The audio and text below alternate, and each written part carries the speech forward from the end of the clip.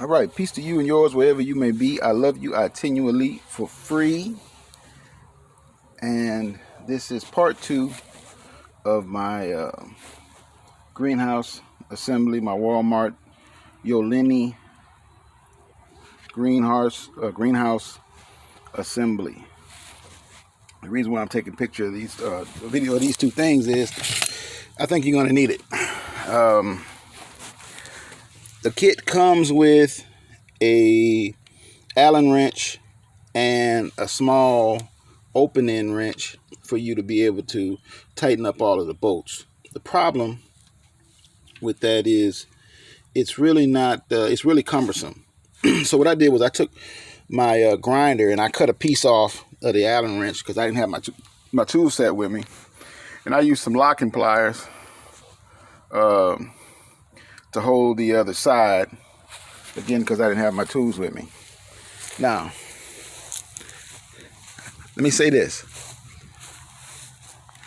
If I had another person helping me put this frame together, I would have more or less put the base together loosely. So the bottom frame, and then the everything you see, all the pipes standing up to that middle part, I would have put that together loosely. And then I would have put the dome together as you know, separately. And then I would have went ahead and tightened up these bolts, right? One thing you better watch out for is don't over tighten on the ends to where you get them out of round, because it comes with some little plugs that that go in there to kind of help you keep from ripping your plastic, you know. So I kind of over tightened that. Now there'll be 10 of these in there, and you can go ahead and put them on.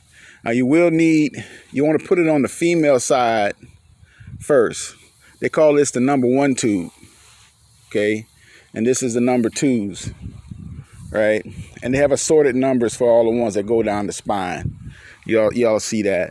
But you'll need to use a little soap in this plastic here, you know, or a little spit, and put it onto the female side first, and then bottom it out halfway, and then push the male side in, okay?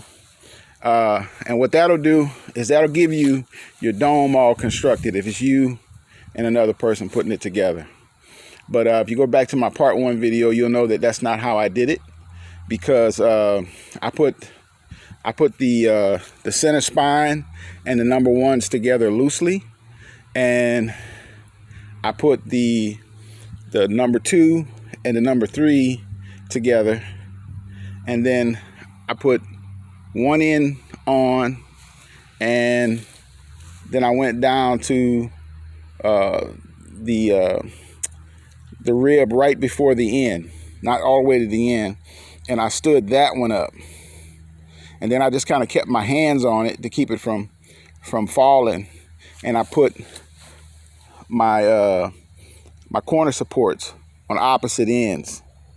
Now that's how I did it, but if you put this together loose over here, meaning you put this piece, this piece, and this piece all together loose, then when you go to put this top piece on, you know what? No, I would put all 4 of these together, and then I would still stab the number 1 in, you know, separately.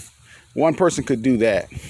And then by having, you know, an end and one almost to the end, what you're doing is you're taking some of the sag out of it. So if you were to put it off, if you go all the way to the end, you'd have a lot of sag in the middle. And that might, to me, that might be kind of harder to fight. Let's see what else. The tape definitely helped me.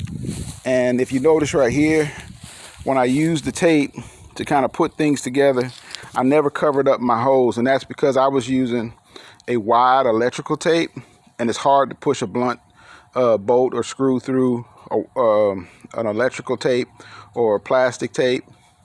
duct tape or anything like that. But you could use paper tape, painter's tape, whatever. It probably wouldn't be that difficult. Again, this is not the definitive way on how to do this. It's my first time doing it, and the directions are, like a lot of directions that you get on these types of things. They are really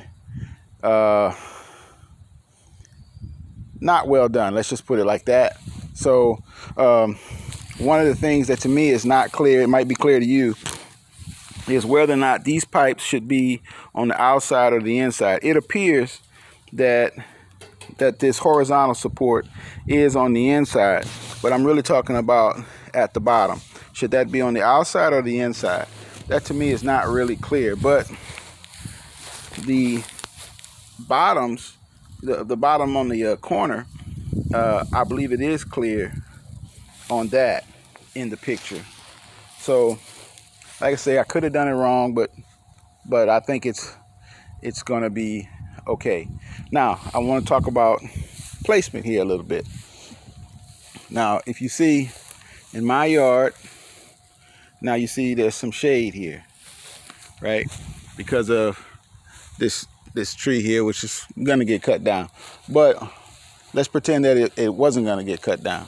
And then let's look at the back side of my house here. Now what I'm looking for is a place where I can get the most hours of sun, but with the most windbreak. Okay? Because the whole purpose for me here is to keep plants that are zone 10, zone 11 plants from dying on cold and windy nights. Okay? Now you can look at that thing and you can tell that ain't really built for 40, 45 mile an hour winds, So they tell you, try to put it in a place where you have the least amount of wind. My problem, I have a pretty good wind corridor there. Okay. I got a pretty good wind corridor where I'm standing, right? But when the fronts come in, my house will block a lot of that. But if I were to put the greenhouse right here where it would catch the least amount of wind, especially turned in the direction where it would catch the least amount of wind, after about 1 o'clock, my greenhouse is going to be cooling, and that may or may not be, a problem. I don't know. But what I really want to point out to you guys is to keep these things in consideration, because wherever you are and wherever your property is, that is a knowledge that you're responsible for, So you have to know how energy flows, through your property. Like right here, yeah, don't judge me. My lawnmower is broken right now, but I have a low spot. That was probably some type of a drainage ditch, before I bought the property, and it just grew over, and nobody ever, maintained it. So that tree, that stump you see up there right by that telephone pole, you probably can't see the stump, but there's a pine stump right there from a tree that fell on my house during the hurricane. I'm gonna get that stump ground down, and then those trees that are forward of that, I'll finish cutting them down, grind all those stumps down, and get me a mini excavator over here and dig all that out, make a nice trench to move that water. But that water is good water too, though. Okay, so that's energy. How you want to use that energy, right? That's a resource. The sun, how the sun moves over your property, that's energy. How you going to use that energy, or how you going to keep that energy from harming you. You're responsible for that. Nobody can teach you that about your property better than you can, because you're there. Look, these are the parts of my roof that get the most sun. So when I put my solar up, God willing, how do I maximize my solar hours? you know, and, you know, what size panels I'm going to use. You know, push that against, or juxtapose that against what's the power production per square inch of panel, and what's the price. So can I afford the $250 panels, you know, that might be 50 cents a square foot or cheaper? I mean, 50 cents a watt or cheaper? Or can I afford the 300 watt or 315 watt panels that might have the same footprint, but it might cost me a little bit more per watt, along with my racking? What's my price on my racking? What's my price on my wire? What size wire am I going to use? Am I going to do 48 volt or 24 volt?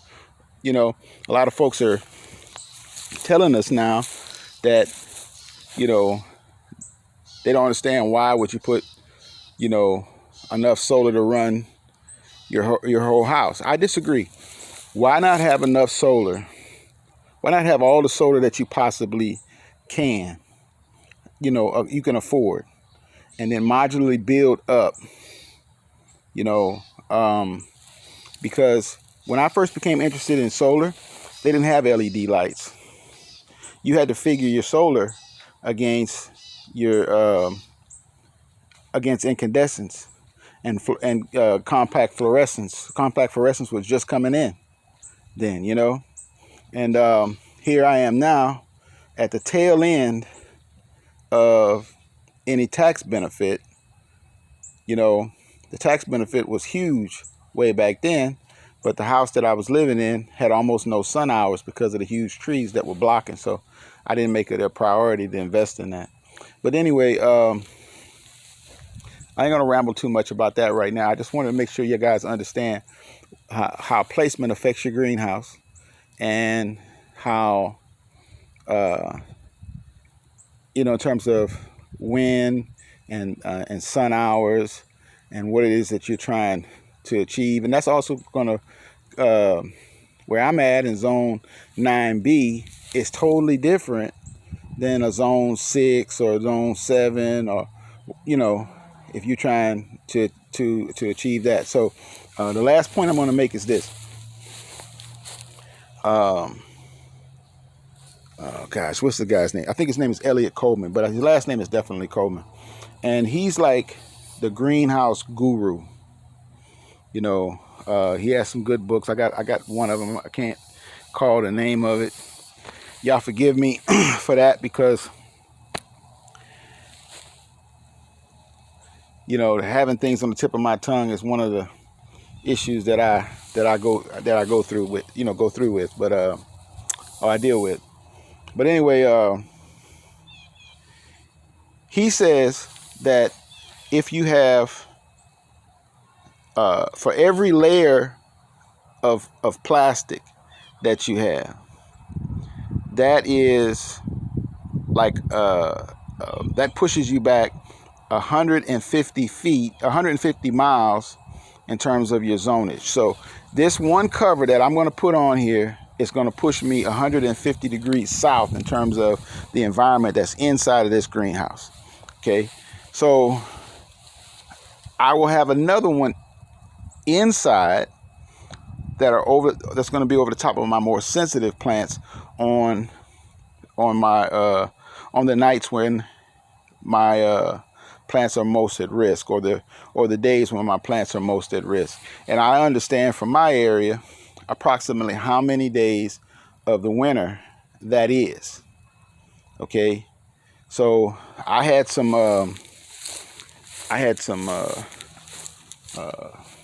boot jalokia, aka the ghost chili.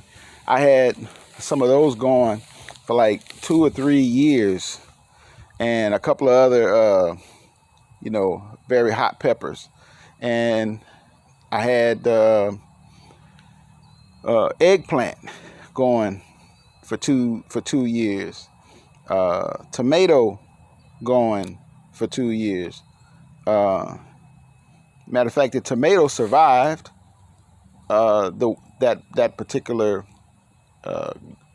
greenhouse failure, but it died after producing the following season. You know, it never made it to the next winter. But anyway, you can overwinter, you know, your plants that, you know, in that type of an environment. So I understand how many days I need to protect it for, and I understand a little bit better how I'm going to secure it. And so I'm going to do probably some PVC in at least 3 places on the ends and probably in the middle. And I'll probably do a PVC down the center and tape all of that together. I'll probably do some staves down in the ground and hook these pipes on the bottom to the staves to keep it from blowing off. And I'll probably also use the rope supports, you know, that they supply. But at the very least, what I'm hoping to come out of this with over the long term is a frame that I can keep recovering. I want to try to keep this frame as solid as possible for as long as possible, and I'm trying to deal with a size that it's possible for me to go to Amazon or eBay and buy, you know, a greenhouse film that will cover it all in one piece, you know. So that's the deal with this, guys. I'll probably have one more video when I actually do the covering, so you guys can see how I did the final supports and my final placement choice on my property. Anyway, I love y'all for free, and I'm out.